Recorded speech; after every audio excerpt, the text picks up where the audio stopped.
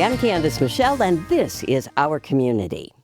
My guest today is one of those people that I'm always glad to have back in the studio.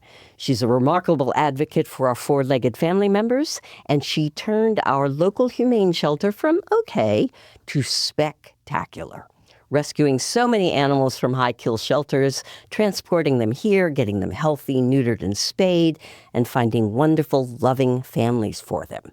I am just so pleased to welcome Jennifer Alcorn back to the show. Always a pleasure, Candace. It's great to have you.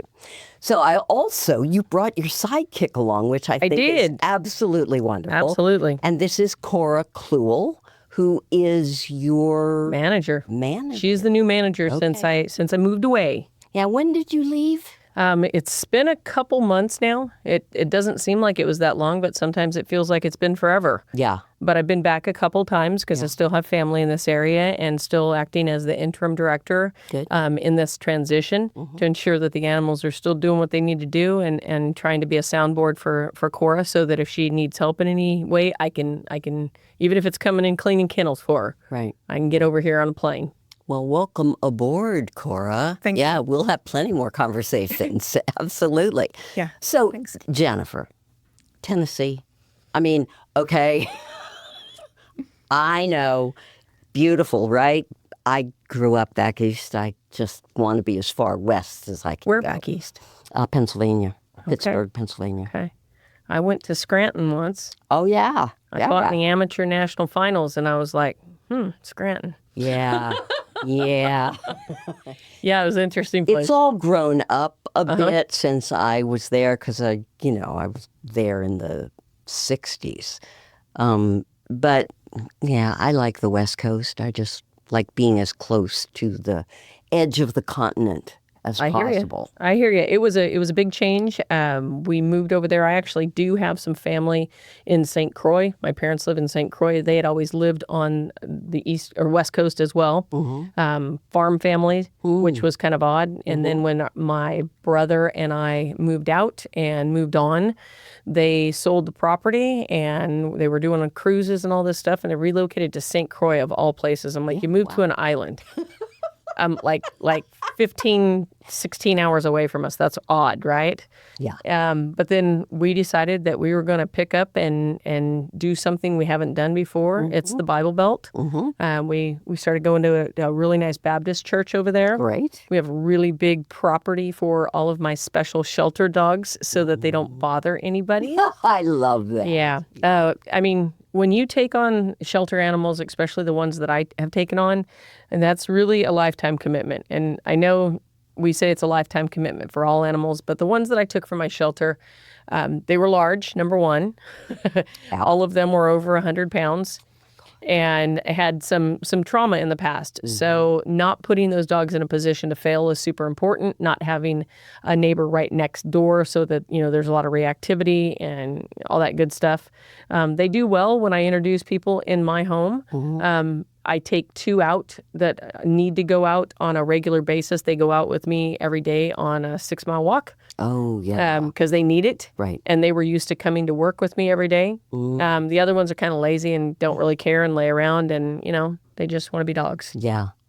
That's great. I mean, it really is it's super. And it's super to have that much property that it is. They can run and have a good time. When we lived in California, we were right next to someone all the time. So that, and then here we had neighbors, and then I was at the ranch property, which was really nice. But not having someone right next door to you is just really a bonus. No, absolutely.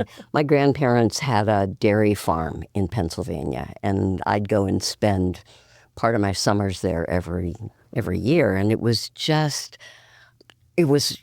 miles, it felt like. Okay, I have no idea how many acres it actually was, and I could walk all day long on the country roads and not see anybody, and I'd have the farm dog hanging around with me. It was just, I like country living. I do. Yeah. So, Cora. Yes. So how did you get roped into this? I'm a certified vet tech, and actually I live in Crescent City, so I'm a registered technician for California, and my doctor that I work for is retiring, and I knew that they were having the spay and neuter clinics up here, and so I reached out to see if they needed any help. And so I They started. always need help. Yes. Yep. Yeah. So I got my Oregon license so that I could come up here and help out with that. So started with that. And then my doctor retired. And then I talked to him about coming up and doing wellness clinics to help out the community. Because, it is hard to get into. It's ridiculous. Yeah. I wanted to get Daisy her, update and shots and stuff. And it was 4 months out. Yeah. Yeah. And it's like that everywhere. Is It's not just here. It's all across the U.S., really. Wow. So, we're limited on what we can do because we're not a full service veterinary office there at the shelter. But, we're glad that we can offer what we can to help out. And you're still doing nail clippings? Yes. Yep. Nail That was always, clippings, as far as I was concerned, that was one of the most important things. Yes. Was trying to hold your dog that's 85 pounds while you're, yeah, wow. if they're not used to it, then yeah, it's always nice to be able to. And they're a little less, they'll allow us to do things that they wouldn't necessarily let you do because you're their, And their she own. knows that my heart is pounding in my chest while I'm doing. Yeah, Yes. I know. Yeah. She's got my number. Yeah. And we can do vaccines as well. Great. We can do rabies when we have a veterinarian at the shelter. Great. And so, yeah. Great. Yep. Excellent. Yeah. So, how has it been going? What's the process been of bringing new people in and Well, it's definitely a training process because going from vet medicine to shelter medicine is a little bit different.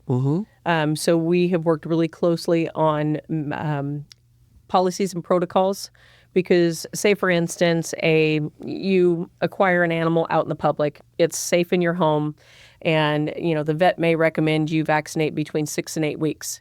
Well, in a shelter, because of the high population, we vaccinate as early as 4 weeks and every 2 weeks while the animal is in our care. That's just one example of a Right. different type of protocol in order to keep shelter animals safe. So we've worked together so that everybody's on the same page and we can keep everybody, healthy and happy. yeah? And then monitoring large populations versus being, working with individual animals. And Coral will tell you too, animals in a shelter don't act the same as owned animals. Yep. It takes time for them to decompress if they've been in a shelter, if they've been surrendered, they're stray. Yeah. Depending on how we got them, it all makes a difference. And especially when it's like a dog that has been in the shelter before and gets returned to the shelter. It's almost like a double whammy psychologically for the dog. Yeah. Now, if you get a puppy, puppies are just like, I'm a puppy and I don't care and I'm just here to poop on stuff and God, this guy, I get to go to another Chew on home. your shoes and yeah. But, older dogs, depending on what they've gone through, it can take a long time. So it's been about 2.5 months-ish, and they're doing a great job in acclimating to the different types of protocols, and they're also bringing a different level of medical care because they're able to see some things and work closely with, I'm going to say who your vet is, Dr. Franusich. Everybody loves Dr. Franusich. So she goes, my doctor. Dr. Franusich, she can give Dr. Franusich a call. I worked really close with Dr. Tribble. They still work close with Dr. Tribble. And I think I've said this before. We use Town and Country as well. We use the vets that we can get into. Town and Country's super busy. So is Dr. Tribble. Dr. Franusich is retired, but he's still, as a courtesy to us, and I think Cora, because I think she's one of his favorites, because he comes up quite a bit. I mean, she's been with him 30 years. Oh, well. So, Duh. right? I mean, it's almost like you're his kid. Exactly. So it's a bonus to be able to have that expertise at the end of the phone if she runs into something that she needs help with. Yep. Yeah, it really does make a difference. My dog, Cola, ended up having to be put down back in January, and she started having seizures at 11 o'clock on a Saturday night. So we're going into Sunday, right? I mean, it's like, yeah, disaster. And I'm not good in those kind of situations, but I called Town and Country, and they luckily had somebody who was on call that could at least talk me through it and said, you got to get her in the next day. You got to get her in there. Probably this is not a good situation. But it helped so much to have another person on the end of the phone that actually knew what I was talking about and that could talk me off the ledge a little bit. It makes a big difference. Yeah. Yeah, I have that little reassurance. Yeah, absolutely.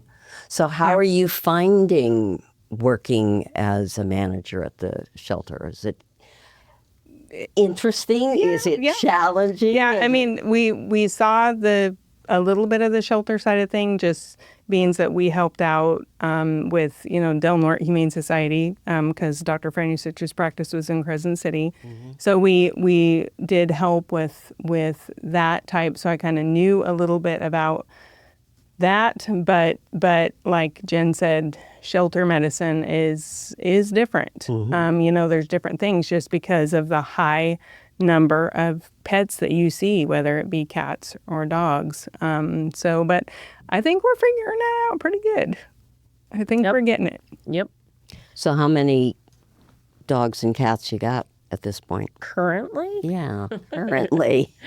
What are you looking at currently? Well, currently they have roughly 35 dogs in shelter. There is a transport coming tomorrow because I'm in town, and I was like, we're going to get some little dogs. So I'm not sure when this airs, but probably not until Tuesday, so they'll be in. That's perfect. That's they'll perfect. Be in.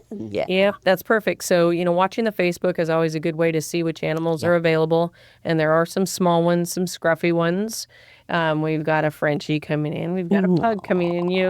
It's shelter these days. Couple of geriatric. Yes. Oh, yeah. A couple of senior kids that are bonded. So, the smaller groups and the smaller dogs usually go really well here because of the older population and smaller living quarters. So people like to have smaller dogs. Plus, it's hard to pick up 80 pounds of dog when you're turning 75. I'm just saying. It's hard to do it when you're 55. I'm just saying. The cat population isn't crazy right now. Knock on wood. It didn't feel like kitten season was nuts, was it? Well, it took a really, really long time to get here, and then when it got here, it got here. Oh. So, but the adult population, we only have about 8 to 10 adult cats right now, which is an interesting thing because we have a couple of pairs that could go into barns. They're not super happy to be at the shelter because they were caught and they were outside kitties. Yeah. It was a large group. Yeah.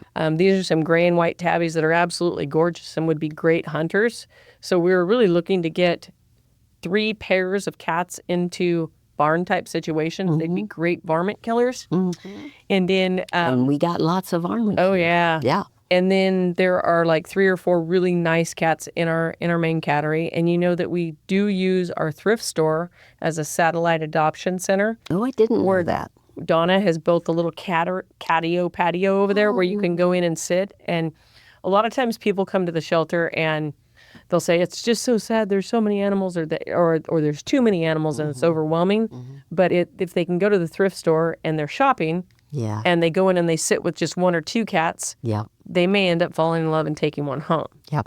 Yep. Okay, so the kittens, there's about how many kittens in the shelter right now? 30-ish? Yeah. Oh, About 30 I was going to kittens. say Okay. 26, but probably 30 is close. And yeah. some in foster. But she's got a clinic coming up here on Thursday where several of them will get fixed. But we do the foster to adopt so they can take them home, bring them back. That's really safe for the animal to get them out of the shelter, let them develop and continue with their vaccination history so that when they come back, they're healthy and ready to go.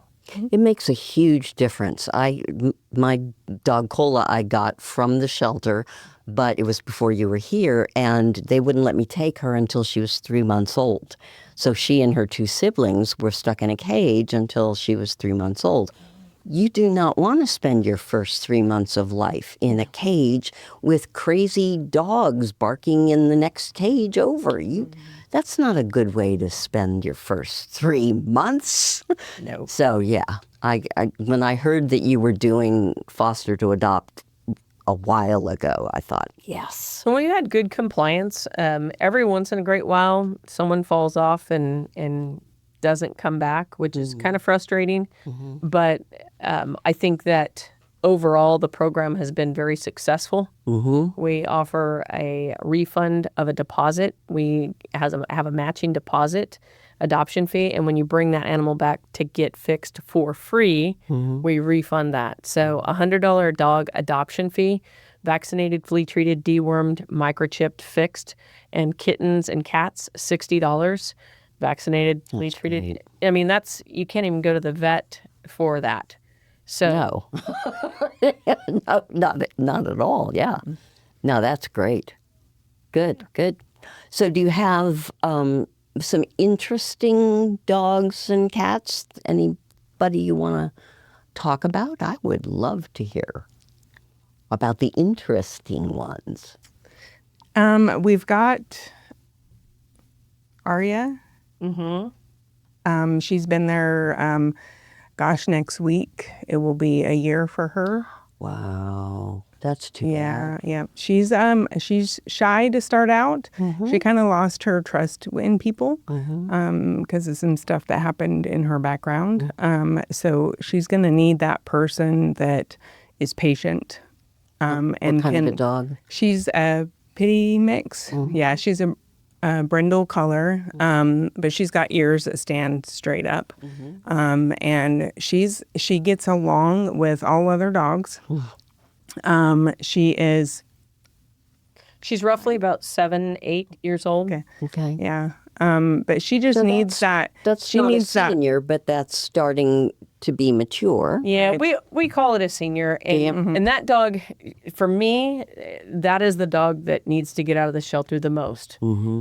Because she was one of the rescues that I took in from California, like way back. She got adopted with another female dog that was a senior. They had the dogs for 4 years.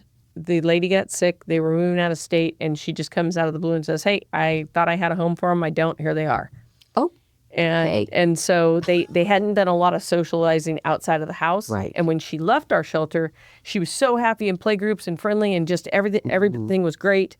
But when she came back and came back to a shelter, I mean, can you imagine for a dog to walk back into a shelter and be locked up after she's been, and I say locked up, but kenneled, after she's been on the couch with a person and another dog. Every night. So she's just, and when people come to the shelter, when they want to meet dogs, they want to get on their level, put their face down and go, "Oh, do, do, do." Yeah. And if you do that to her, she's gonna back up and maybe even growl at you a little bit because it's intimidating. Yeah. She's not a puppy. She's an older dog that's been turned in once for who knows what reason, came here, got turned back in, and since then, that senior dog that she was with, which was harder to adopt in my opinion, got adopted and is living great, so she needs to get out. Yep. She needs to get out. Yep. She just needs someone that gives her a chance, because you get her in a grassy yard. We've taken her up to the property. She loves playing in the yard. She thinks it's great. She'd get along with another equal-sized dog easily. If there was an older kid, probably. Little kids running around. Too much noise. Yeah, too much. I'm older. I don't want to. It's too much for me. Yeah, exactly. I mean, come on, right? But she's gotten too used to being there. Yeah. We need to get her Absolutely. and get her into them. Yeah. Because it can't be her best life to be in No. a shelter. It just can't be. I mean, she's happy, Of course. And you but take she's good got care of her she's and got all routine. of that. But yeah. But still. But yeah, she needs them. And what's her name again? Aria. Aria. Yeah. And we have, I mean, so many great ones. All of the other ones are actually pretty easy. We had a dog that has been there for about 3 or 4 months that originally was found as a stray, lived in a home where this lady gets dogs dumped on her all the time. Wow. And she gets them vetted, and then she finds rescues like us to take them on. She instead of getting them into high kill shelters, so they forego that. So she came to our shelter. It was Sandy, and Sandy, she was great at first, and then now she's just getting super frustrated. So she gets a little nippy with dogs. So we have a great volunteer. I think I've talked about him before. You might remember me talking about Chicken Bob. Yes. Okay.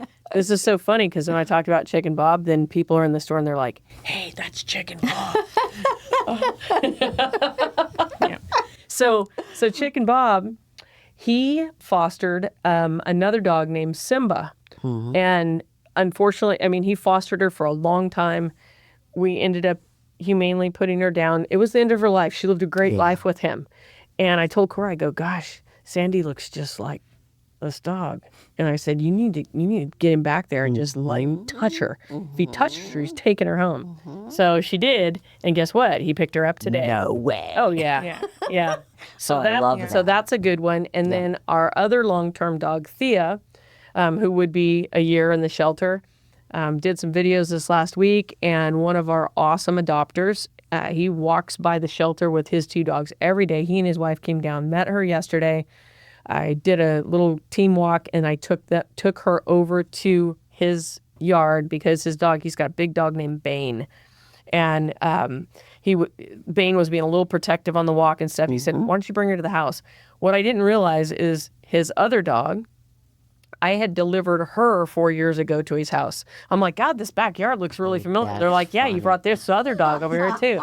So I dropped her off. She's doing a sleepover. Great. And everything looks great. But you know, when you get them out of that environment and the other dogs aren't there smelling all those smells and scents, Right. nobody's puffed up. You know, Right. It just changes everything. And they do change when they're out of the shelter for a while, you know. I mean, they do change. Their personality changes. They, you know, they get a little more relaxed. They're not as edgy. Some it's quicker than others, you know, but that's the thing is people just need to give them time to adjust, time to unwind, time to relax. Yep. Don't expect too much of them too soon. Yeah, Yeah. because it's not, now puppies, whole other story. Right. They're raring and ready to go. But yeah, the older adult dogs, it's just because they've been in such that routine that it just takes them a while to learn your routine and you know, get used to the smells and the And people. to know that they can trust you. Yes, You know, right. I mean, that was what Daisy, you know, came from that really not great situation where her owner died and come back to the shelter. And I mean, it's just like that just has to be, you know, really kind of traumatic for the dog, you know, and you just kind of want to go in there and like erase all those memories, right? All the bad memories and just go. Well, people say that dogs don't remember, and I think that's a stone cold lie. I agree. I think that smells, sights, sounds, it can take them right back to something traumatic, just like people. Yep. Just like people. And I really wish that I could get into her brain. Oh God, me too. You know, and just see what it was so that I could then know how to help her come out of that, you know. Yeah. If only your dog could talk. I know. That I know. With something besides her eyes, right? Yeah. I mean, she definitely talks to me with her eyes, but yeah, they are just amazing creatures. I'm so glad that you guys are doing what you do. So you asked interesting animals. So I think all the dogs are interesting. I think those are the ones that we really would like to place. There's another male named Mikio that's been there a little bit, and he's kind of turned into a little punk guy on the yard, and not in a bad way, but he just acts kind of punky now. Yeah. He'd be great to go. He's got the most beautiful coat. He is only a little over a year old. He's been with us since about January, so before I left. But he had a beautiful brother. He was stone cold black with bright blue eyes, one ear up, one ear down, and was like a shepherd mix. He doesn't look anything like that. And I thought he was going to go before the brother because the brother was more reserved. He's just like, if you could let him hang out in the laundry room, and he's just kind of a lazy guy. He's just lazy. But he will chase a cat. Yeah. But he gets along with any and all dogs. He's great. Right. They just had a little kitten, and this is kind of a hard luck story, that came in that was super sick, and they had to remove both eyes because of the upper respiratory. And I don't know that kitty's name because I didn't name it. I call them silver eyes. Yeah. Now without minus them, so I have to come up with a new name. I think Dr. Cribble had Socket. Socket. There you go. Yeah. Okay, yeah. we have to be creative, okay? So he had entropions, which is where their eyelids turn inward, and it's a common thing in dogs. Your larger breeds, your mastiffs, your bloodhounds, your cane corsos. It's more common to just have one eyelid turn in, but not necessarily both. And this poor little guy, he had both. And then because of the lashes, it scratched the surface of the eye and then created ulcers. But then also because of the upper respiratory virus he had, that caused an infection. And so they had to be taken out. But he is doing great. And he's used to not seeing because I don't think he's ever been able to. Oh. And so he gets around really well because he doesn't know any different. Yeah. So he'll be a special needs guy, but he's super cute and doing really good. How old? I think close to 6 weeks now, 6-7 weeks. Yeah. Yeah. Tiny. Yes, little tiny guy. Yeah. Yep. He's in a foster home where he's got another little companion that I think kind of helps him. So if he went, paired with another kitten, that would be good because, of course, kittens always do better in pairs because then they can annoy each other. Do they? Because dogs don't always do better in pairs, do they? They don't. Not siblings. Not siblings. Not siblings. Yeah. What happens with that whole... Sibling rivalry, That's just weird. You just get tired of your siblings, man. Tired of it. Yeah, man. Yeah. Yeah. It's been pretty rare. We used to encourage, 2 puppies are leaving, yay! And then it got to the point where I had a number of puppies that they ended up not getting along. So I really dissuade people. If you want 2 puppies, get 2 puppies from different litters and try to space them out. But you get them both together, eventually... It just seems like unless you're a special person that puts a lot of time and effort into that, it can be problematic. And are females different? Yeah, we're bitchy. I mean, really. I mean, that's I have heard that you don't want to get necessarily 2 females because So this is what I was taught in behavior from someone that runs a huge shelter. She said most times boys and girls are no-brainer. But it's okay if the girl's bitchy, right? She can tell the boy no. Right. And sometimes you'll see guys that they've got the machismo, so they can kind of butt heads, right? Right. Which is normal. And then you have 2 bitches, and I'm using bitches. As the female dog, yes. Correct. Yes. If you've got 2 bitches, they can be bitchy to each other. Right. Okay? Yeah. So when you're thinking about getting 2 dogs, I only have 1 bitch in my family, including myself. So are you serious? All of your dogs are male? Except for Vita. I have 1 female. Okay. I do have 1 female. But she kind of dictates everything. Yeah. And even though she's not the physically superior dog, it's like she tells everybody what to do subliminally. Yeah, she's kind of Strong the female. Yeah. Well, I think that's right. I mean, I don't know. See? We were on the I same happen page. to think that that's right, but whatever, There was a dog that I think Debbie was telling me about that was deaf. Yes, yeah, Prince Philip. He's a Australian Shepherd mix. He's on Beautiful dog. He's on the smaller side. Like, I don't think he's going to get very big. I don't think he maybe will be like 35, 40 pounds. But he's the double merle, which can carry the deafness gene. He's got blue eyes. We are kind of wondering if his vision is 100% because it does seem like you have to get closer to him. And then when he sees you, he gets super excited. Right. He's a great guy. He does great in a crate. He seems to do better with other dogs. He doesn't do well alone. He, I think it just Wants to be part of a pack. Yes, yeah. Well, and that makes sense. I mean, if he's deaf, his world is already somewhat, quiet. Yes, yeah, So, yeah. having interaction with creatures that are on his level Yes, yeah. would make Yeah. a difference. And he, you can tell he uses his nose a lot because he'll sniff the air if he's trying to catch a scent of something. So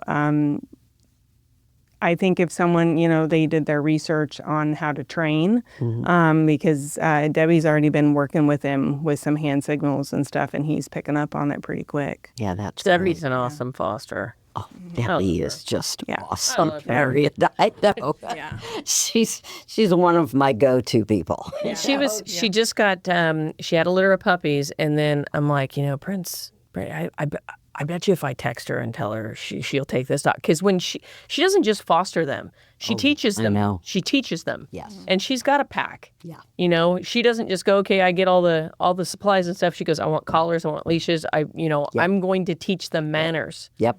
So it's really cool when she takes in a group. And, she has a farm. So we're limited to certain seasons with her. And so I think that gives her a decent break Yes. because we abuse her as much as possible. Yeah. I think she's got that dog back now. Yes. Yeah, he went on a trial and Just didn't work out. it didn't. No, yeah. He was the only dog. Right. And then that's where we've kind of, we learn too when they go out on trials, Yeah. if it doesn't work out, what was the experience there. Right. And so in the not having another dog, because their description of him at their home was much different than what Debbie had experienced with him at her home. And then when he went back to her home, he just went right back. Yeah. And so I think definitely for him, having another dog is going to be Or gonna a be- pack, like Debbie's pack. I did want to tell you, because I Yes. think you'll find this super interesting. I know we talk about dogs the whole time, but we had a cat come in that was pregnant and had kitties, and there was a swimmer kitty, which she can tell you about the swimmer stuff. Okay. And then there were two with cerebral hypoplasia. So that's called wobble cat syndrome, where they're almost drunk. I'm going to pull up a video for you to see. Oh my God. And they can live healthy lives, but it takes proper management. And when we talk about the shelter, we have to have the capacity to care for animals like that with special needs. And if we don't have the capacity to care, then it's our job to find someone who does. So Cora had mentioned to me that these kitties are getting to an age where we gotta find something. And I mean, think about it.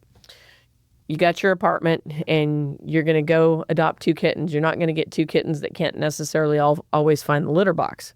It's challenging, right? Okay, that could be a problem. And then they stop, drop, roll over. And I mean, Yeah. but they are the friendliest little things. Yep. So I reached out to someone that I knew that had worked with them. And we found a rescue in Salt Lake City. 14 hours. And this happened within the last couple days. It was just like, I got a hold of the gal. I sent videos, sent all that stuff. And then she says, I will take them. And I was like, holy moly. Wow. We can't let this opportunity go away because that's a lifetime commitment. And she does, people go to her specifically. You can actually look her up on Facebook. It's the Wobbly Cat Rescue. Mm-hmm. And I had never heard that's a thing. and she's going to tell you about the swimmer stuff because she's better versed at that. So I got a hold of Carrie, who is president of our board, and her husband used to be a CHP officer, and he likes to drive. Oh. And I said, how do you drive to Salt Lake City? How do you feel about a 14-hour drive? He says, I'll leave tomorrow. Wow. He did that yesterday. Yep. And he left at like 5 a.m, got there at 8:30, sent me a picture. She is like over the moon. We sent a really generous donation for the care of those kitties because we know that we saved 2 lives. Yes. Exactly. So when you donate to our society, you're not just donating to the care here. You may be donating to the care of an animal that may have been euthanized anywhere else. We try to find the solutions so that we don't have to do those things. But the swimmer, she'll tell you, yes. So Tell me about the swimmer. Yeah, so the legs kind of go out the back, kind of like the fin or the tail of a seal or a sea lion. Wow. And so, the legs bend like they're supposed to, but they just can't get up underneath the back end and help them walk.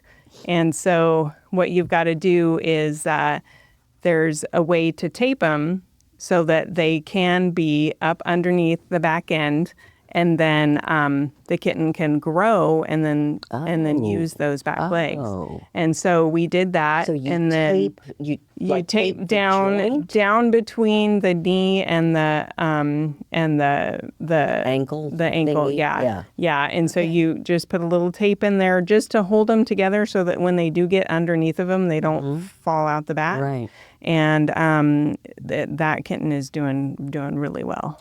And what is do you know what biologically is going on there that those legs are doing that? Like, is there a missing part? I mean, I don't.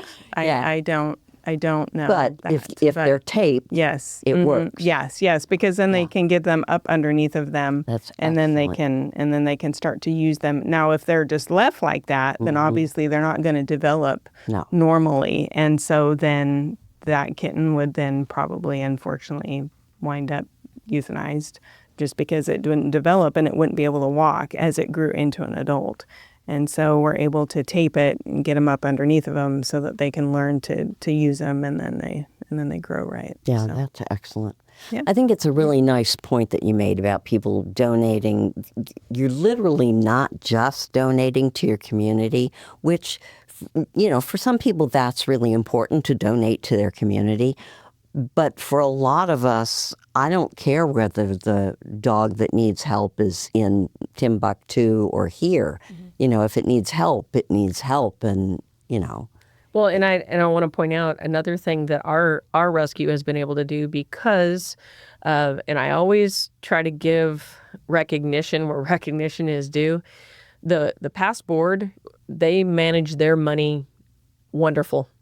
And our thrift store it's the most successful thrift store in Oregon. 100%. And now I gotta give a shout out for that because I went to the Humane Education Society thrift store, which I volunteer over in Tennessee now. It's just not the same. Don't want to work there, just volunteering, getting my feet wet. At least now, yeah. And I went to their thrift store and I walked in and I literally walked back out. I was like, holy moly, if they saw our thrift store is rocking. Yes. I mean, it's off the hook. It is. I mean, you can find so much stuff in there. And when the difference in how it looks between like 5 years ago and now is astounding. When COVID happened, that gave us the opportunity to get in there, knock walls down, paint stuff. Yep. And then when Donna took over, Donna's been here, talked with you before. Donna, I mean, I told Donna, I call her Donna, let's make a deal, Nielsen, everything's for sale. Yes. Everything's for sale. It doesn't do us good putting inflated prices on things when we're getting another donation right now. Yeah. I mean, you think you're going to run out, but people keep giving and giving and giving. Yep. So I was going on a tangent, and then you told me that somebody used Honey, it. I'm so sorry. But the thrift store. I can't pull you back. I'm sorry. So the thrift store. So because the thrift store is so successful, and the money management of the past board, and now us moving forward, we've been able to invest in the property. And then we also have some funding for other rescues and shelters. We actually made a nice donation. I can't remember where it's at now. It's going to drive me nuts. But the chimpanzee rescue that took in George, he was on the roadside, the safari. They came in and closed that down. Yep. And I talked to the board about that. And so we sent a donation up to the primate rescue up in, I think it's Washington, where he's at. And I've shared some of his posts online. And it's, we want to help other rescues continue to rescue animals. It's not just about our animals. Right. It's about every animal. Right. Right. You know, we're not prejudiced what kind of animal it is. We're not prejudiced where it comes from. We just want to help when we can. Yep. Does the Humane Society get governmental funds, or is it all donations? It's all donations. Yeah. It's all donations and thrift store monies. And then, our low-cost spay and neuter clinic, we don't charge a lot. Do we make a little bit? We try to cover what we can. Right. But we do pay our vets. We don't have volunteer veterinarians. A lot of people are like, wow, that's great. You're volunteer. They come and volunteer. Their time is worth money. And just like our managers and the people that work at our shelter and the people at our thrift store. Lots of organizations run strictly on volunteers. Yes. I was like flabbergasted how many people volunteer in Tennessee. It's like, holy moly, it's a lot of volunteers. It would be great to have more volunteers here. It'd be great. Sure. You know what would be really great is if we had just a couple more employees at the shelter. It's hard to find people that don't get burnt out from care, right, and that are physically capable to keep up with the workload. Because it's hard work. It is hard work. It is hard work. And it's, it's a lot mentally too, because you're rooting for those animals.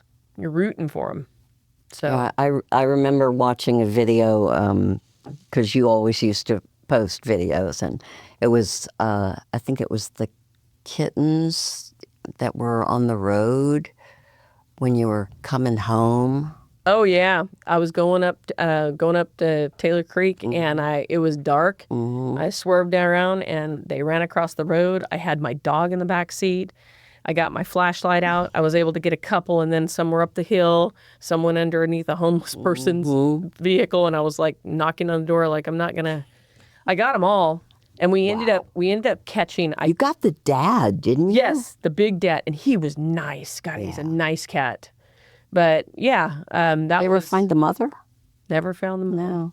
Which is really odd, because they were in a place where they should not have been.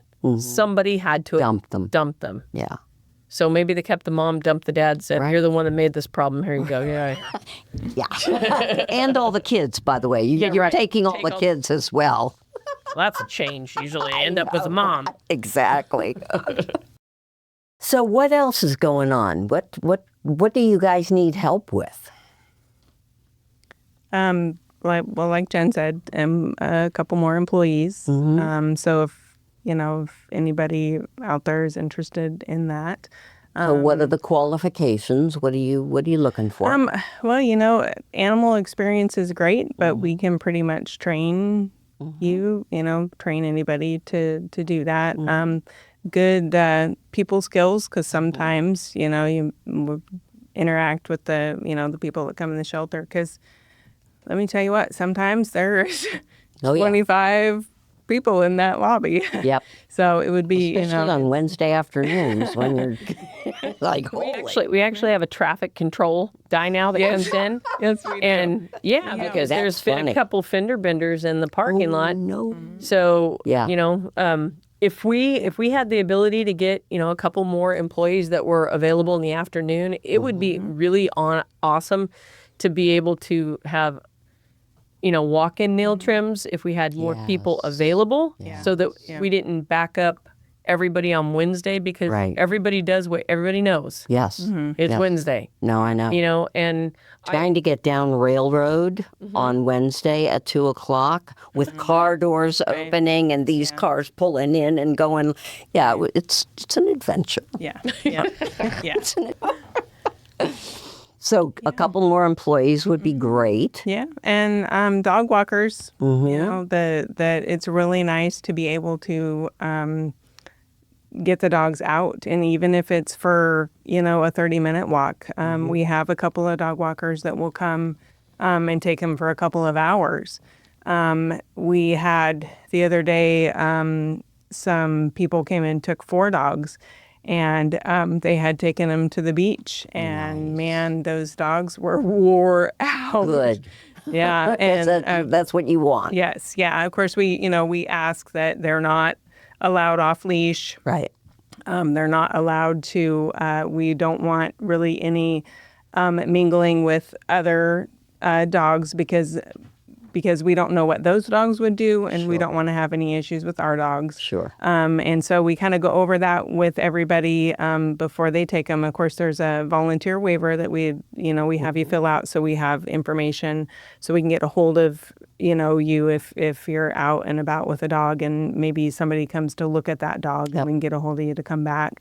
But just getting them out and getting them exercise, and Makes because a they go out in their big difference. they go out in their play groups, but it's not like going out on a walk. Yeah. No, that's completely different. and so some of the dogs really love water. Yeah. And they get that stimulation, if they get to go to the beach and and play in the water and stuff like that. So And are you looking for people who will foster, for instance, a mama and their babies that are brand new? Because I've seen those pictures. Yes, yeah. They're great pictures. yes, and then so both cats and dogs, cats that have come because stress, they come to us and they may be pregnant, and then the next morning we come in and they've got babies because stress will do that. Yep. And so then we want to get them out of the shelter and into a home where then things can be quieter, not so much,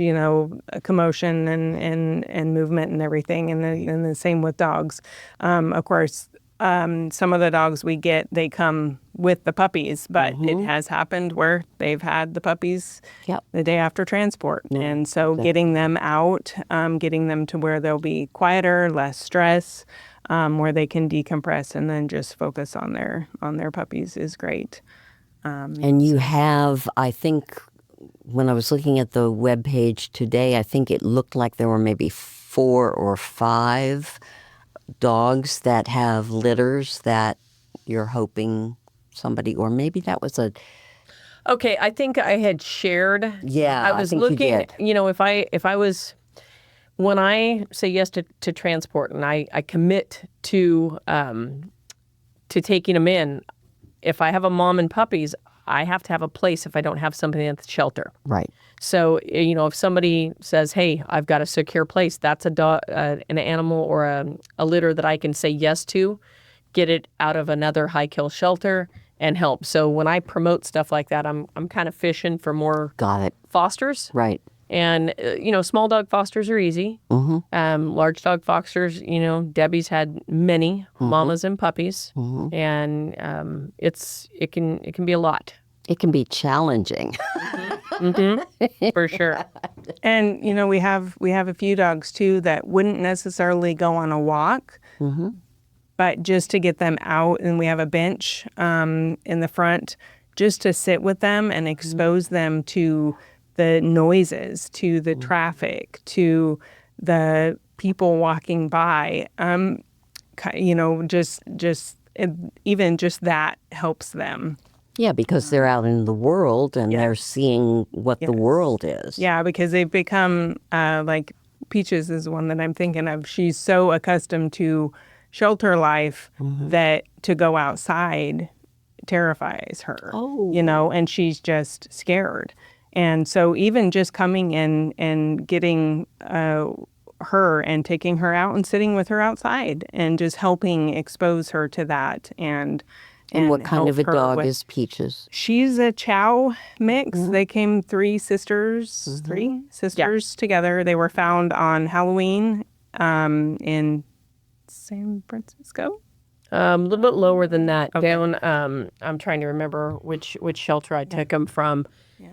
One has been adopted. 2 are still in the shelter. They might have a little bit of Aussie in them, Australian Shepherd, but they've got some purple spots on their tongue, so there's probably some Chow in there somewhere. Yep. 2 of the sisters was super friendly. Peaches and she's the prettiest of them all, probably the most striking. And I know we're going to find a home for her.